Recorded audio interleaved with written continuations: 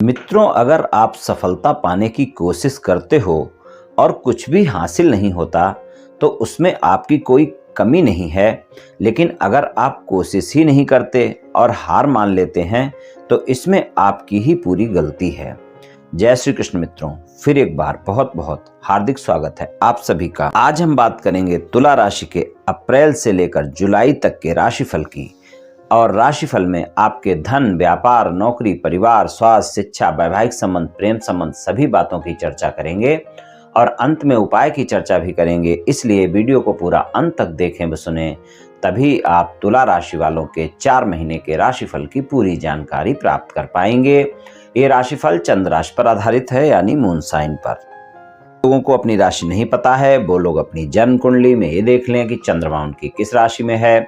जिस राशि में चंद्रमा है वही उनकी राशि है। जिनके पास जन्म कुंडली नहीं है, वो अपने नाम के पहले अक्षर से अपनी नाम राशि जान सकते हैं और ये राशिफल अपनी नाम राशि से देख व सुन सकते हैं। चलिए मित्रों, शुरू करते हैं। सबसे पहले तुला राशि वालों के धन की बात करेंगे। धन की बात करें तो धन भाव के स्वामी मंगल हैं, वृश्चिक राशि है, और आय भाव के स्वामी सूर्य हैं, वहां पर सिंह राशि है। तो सबसे पहले मंगल का गोचर अगर हम देखें तो उनका गोचर नवम भाव में रहेगा 10 मई तक, यानी मिथुन राशि में रहेंगे वो, और 10 मई से उनका गोचर कर्क राशि में हो जाएगा और 1 जुलाई से सिंह राशि में हो जाएगा। तो धन भाव के जो स्वामी का गोचर है वो नवम भाव से लेकर और एकादश भाव तक गोचर रहेगा। तो यहाँ पर आपको धन के मामले में सामान्य परिणाम मिलेंगे, और जब वो अपने नवम भाव में गोचर में होंगे तो वहाँ से उनकी जो दृष्टि है वो तीसरे भाव पर रहेगी। तो आप प्रयास ज़्यादा करेंगे, धन कमाने के लिए मेहनत भी ज़्यादा करेंगे, लेकिन परिणाम आपको सामान्य ही मिलने वाले हैं। इस बात का आप ध्यान रखकर चलें। तो यहाँ पर अगर धन के मामले में हम देखें तो यहाँ पर जो 4 महीने हैं वो सामान्य परिणाम ही आपको देंगे। और आय भाव के स्वामी जो सूर्य हैं, उनका गोचर 14 अप्रैल से मेष राशि में होगा, सप्तम भाव में होगा। इससे पहले वो छठे भाव में गुरु के साथ युति में होंगे। गुरु आपके तीसरे और छठे भाव के स्वामी हैं। 14 अप्रैल तक का समय आय के मामले में ज़्यादा बेहतर है। 14 अप्रैल के बाद का जो समय है 15 मई तक का, वहाँ पर आप कोई ना कोई अपने व्यापार कारोबार में या नौकरी में विस्तार कर सकते हैं। व्यापार कारोबार में विस्तार करने की योजना आप बना सकते हैं, और नौकरी में भी आप सोच सकते हैं कि ये नौकरी हम बदलें। तो आप ध्यान रखें कि कोई भी नौकरी बदलने से पहले आप अपनी नई नौकरी को पक्का करें, तभी बदलें। और अगर व्यापार कारोबार में कोई भी विस्तार करते हैं तो वहाँ पर भी आपको सोच समझकर विस्तार करना है, क्योंकि सूर्य की जो युति रहेगी वो राहु के साथ रहेगी 14 अप्रैल से 15 मई तक। तो वहाँ पर आपको समस्याएं भी देखने को मिल सकती हैं, संघर्ष भी देखने को मिल सकता है। 15 मई के बाद जो सूर्यदेव का आय भाव के स्वामी का गोचर होगा वो 15 जून तक वो आपके वृषभ राशि में रहेंगे, तो अष्टम भाव में रहेंगे। तो वहाँ पर भी आपको बहुत अच्छे परिणाम की उम्मीद नहीं करनी चाहिए। वहाँ पर आपको अचानक लाभ और अचानक हानि के योग भी बनेंगे। और 15 जून से मिथुन राशि में गोचर होगा और 17 जुलाई तक यहाँ पर रहेंगे। यहाँ पर आपको थोड़ा सा व्यापार कारोबार और नौकरी को लेकर भाग्य का साथ मिलता हुआ अवश्य दिखाई देगा, लेकिन फिर भी आपको अपने कार्यों में मेहनत करने की जरूरत अवश्य ही होगी। और 17 जुलाई से जो समय रहेगा जब वो कर्क राशि में गोचर करेंगे, 10वें भाव में करेंगे, तो वहां पर आपको बहुत अच्छे परिणाम देखने को मिलेंगे आय के मामले में। तो धन और आय के मामले में कुल मिलाकर अगर हम देखें तो सामान्य परिणाम ही आपको मिलने वाले हैं 4 महीनों में। बात करते हैं व्यापार और नौकरी की। व्यापार और नौकरी की बात करें तुला राशि वालों के लिए तो 10वें भाव के स्वामी जो हैं वो चंद्रमा हैं। यहाँ पर अगर हम देखें तो चंद्रमा का गोचर तो सभी राशियों में होता ही रहेगा। तो आपको मिश्रित परिणाम मिलने वाले हैं व्यापार, कारोबार और नौकरी को लेकर। तो वहाँ पर आप अपने बॉस के साथ संबंधों में मधुरता बनाकर रखें, क्योंकि तनाव अभी भी आपका पीछा नहीं छोड़ रहा है। और तनाव और गलतफहमियां अपने कार्य क्षेत्र में बिल्कुल ना होने दें, इस बात का ध्यान रखें। आप चाहे प्राइवेट जॉब करते हैं चाहे गवर्नमेंट जॉब करते हैं, अपने बॉस के साथ संबंध अच्छे रखें। और व्यापार कारोबार में आप अपने कारोबारियों के साथ भी संबंध अच्छे रखेंगे तो आपके लिए अच्छा रहेगा। और व्यापार कारोबार में भी आप इस बात का ध्यान रखकर चलें, अपने कारोबारियों के साथ किसी भी प्रकार का तनाव ना होने दें। तो व्यापार, कारोबार और नौकरी के लिए यहाँ पर सामान्य परिणाम ही मिलेंगे। आपकी राशि में, तुला राशि में केतु का गोचर चल रहा है, तो यहाँ पर आप थोड़ा तनाव में तो देखे ही जा सकते हैं। तो व्यापार, कारोबार और नौकरी को लेकर थोड़ा बहुत संघर्ष आपको देखने को मिल सकता है। कुल मिलाकर यहाँ पर सामान्य परिणाम मिलेंगे 4 महीनों में व्यापार, कारोबार और नौकरी को लेकर।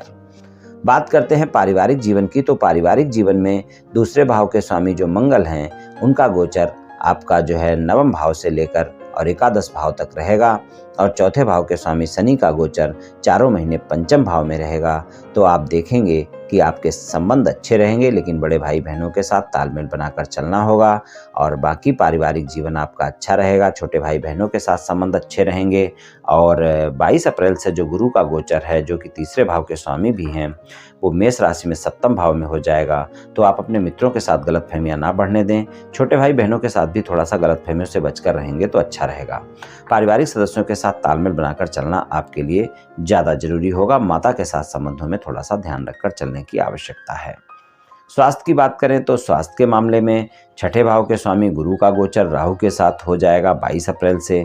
तो अप्रैल का महीना स्वास्थ्य के लिए अच्छा है, लेकिन मई, जून और जुलाई के जो महीने हैं वहाँ पर स्वास्थ्य को लेकर कोई समस्याएं आपको परेशान कर सकती हैं और अगर पेट से संबंधित कोई स्वास्थ्य समस्या है तो वहाँ पर आपको समस्याएं देखने को मिल सकती हैं।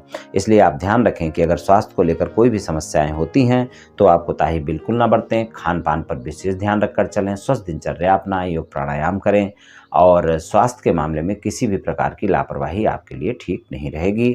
चलिए बात करते हैं आपकी शिक्षा की।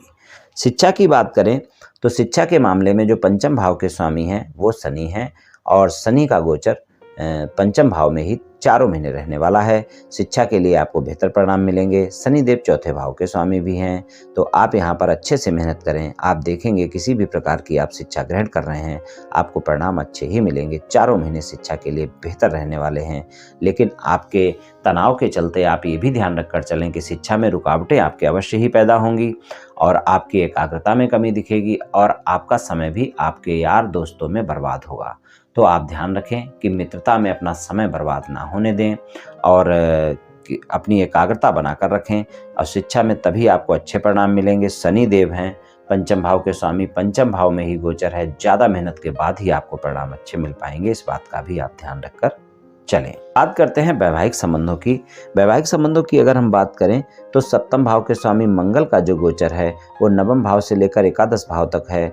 ठीक गोचर है, कोई दिक्कत नहीं है, लेकिन सप्तम भाव में राहु का गोचर चारों महीने बना हुआ है। राहु का गोचर सप्तम भाव में आपके जीवन साथी के साथ रोमांच की बढ़ोतरी रहेगी। आप अपने जीवन साथी के साथ समय भी गुजारेंगे और इन 4 महीनों में आप अपने जीवन साथी के साथ बहुत रोमांटिक रहने वाले हैं। लेकिन आपको ध्यान रहे कि अगर छोटी मोटी बातें भी आपने बड़ी की तो आप देखेंगे कि वाद विवाद भी होंगे और गलतफहमियां भी बढ़ेंगी। सप्तम भाव में राहु का गोचर है तो गलतफहमियां तो आपकी बढ़ सकती हैं और आपके जीवन साथी के साथ वाद विवाद भी बढ़ सकते हैं। इसलिए आप ध्यान रखें कि कोई भी बातें बड़ी ना हो और गलतफहमियां बिल्कुल भी ना हो। शंकाएं आप आपस में एक दूसरे के साथ बिल्कुल ना करें, नहीं तो परिणाम अच्छे नहीं होंगे। तो वैवाहिक संबंधों में इस बात का ध्यान रखकर चलना है। और जो लोग ऐसे हैं जो कि किसी रिश्ते की तलाश में हैं, कोई रिश्ता उनके लिए आए और वो अपनी शादी की बात पक्की करें, यानी मनपसंद साथी की तलाश में हैं, तो उनके लिए मई, जून और जुलाई के महीने बहुत बेहतर परिणाम दिखा सकते हैं। वहाँ पर कोई न कोई रिश्ते आपके लिए आ सकते हैं और आपकी साथी की तलाश भी पूरी हो सकती है। और जिनकी शादी की बातचीत चल रही है और कुछ बातों को लेकर बातचीत अटकी हुई है, तो वो लोग भी मई, जून और जुलाई के महीने में प्रयास करें, उनकी बातचीत भी बन जाएगी और कुछ लोगों की, तुला राशि वालों की शादी भी इन महीनों में होगी। तो यहाँ पर अगर देखें तो सप्तम भाव में गुरु के गोचर के परिणाम आपको अच्छे मिलेंगे और वैवाहिक संबंध आपके अच्छे रहेंगे। जीवन साथी के साथ संबंधों में मधुरता भी रहेगी और अगर कोई वाद विवाद हैं तो उसके लिए भी 3 महीने अच्छे हैं, वहाँ पर आप अपने वाद विवाद सुलझा सकते हैं। प्रेम संबंधों की बात करें, पंचम भाव के स्वामी का पंचम भाव में गोचर है, लेकिन वो शनि देव हैं, इसलिए ध्यान रखना चारों महीने प्रेम संबंध में आपको ईमानदार रहना बहुत आवश्यक है। अगर आप प्रेम संबंधों में ईमानदार नहीं रहेंगे तो आप देखेंगे आपके प्रेमी प्रेमिका के साथ संबंध मधुर नहीं होने वाले हैं। तो प्रेम संबंधों में अगर आप ईमानदार रहते हैं तो ये चारों महीने अच्छे रहेंगे। अगर आप ईमानदार नहीं रहते हैं तो प्रेम संबंधों में वाद विवाद देखने को मिलेंगे, फिर आपके प्रेम संबंधों में अच्छे परिणाम देखने को नहीं मिलेंगे। प्रेम संबंधों में भी आपके साथी के साथ रुकावटें देखने को मिल सकती हैं और अगर आप प्रेम संबंधों में सच्चाई और ईमानदारी नहीं रखेंगे तो आपके प्रेम संबंध ये चारों महीने अच्छे नहीं रहने वाले हैं। और अगर आपका किसी साथी की तलाश में है, किसी से मित्रता करना चाहते हैं या फिर मित्रवत संबंधों को प्रेम संबंधों में बदलना चाहते हैं, तो उसके लिए मई, जून और जुलाई के महीने अच्छे हैं। वहाँ पर आप प्रयास करें। आपके जीवन में प्रेमी प्रेमिका की तलाश पूरी हो सकती है। यानी अगर किसी से बातचीत चल रही है और अगर आप प्रस्ताव देते हैं और मई से जुलाई के बीच में देते हैं, तो वहाँ पर आपको सफलता मिल सकती है। तो कुछ इस तरह के परिणाम देखने को मिल सकते हैं तुला राशि वालों को इन 4 महीनों में। उपाय की बात करें तो आप शिव भगवान की पूजा उपासना करें, चारों महीने करें। आप देखेंगे बहुत अच्छे परिणाम आपको देखने को मिलेंगे। शिवलिंग पर रोजाना जल अर्पित करें और सोमवार के दिन शिवलिंग पर दूध अर्पित करें और शिव भगवान को मनाएं। तो ये उपाय आप कर लें मित्रों, निश्चित ही आपको लाभ मिलेगा। तो मित्रों, आज मैंने आपसे तुला राशि वालों के 4 महीने के राशिफल के बारे में कुछ चर्चा की। ये राशिफल सामान्य राशिफल है, सभी जातकों पर पूर्ण रूप से प्रभावी होगा ऐसा संभव नहीं है, क्योंकि आपकी जन्म कुंडली पर भी बहुत कुछ निर्भर करता है। आप सभी स्वस्थ रहें, आयुष्मान रहें, धनवान रहें, ऐसी मेरी श्री कृष्ण भगवान से प्रार्थना है। जय श्री कृष्ण।